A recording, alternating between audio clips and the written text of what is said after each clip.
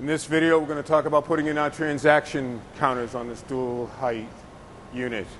As you can see, we have a lower height location for ADA. The transaction counter is going to go around the TCR PED kit. So the TCR PED kit is installed. Now we're ready to put this transaction counter in. Pretty much white L brackets, not the black ones like we use with the TCR, but white L brackets are going to be used.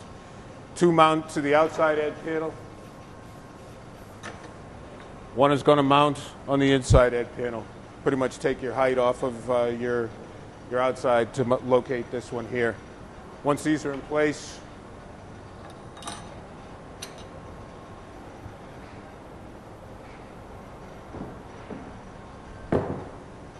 transaction counter will come out.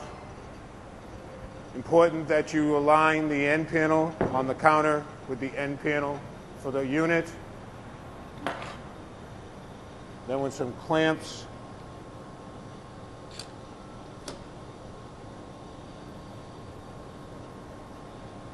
just tighten it down.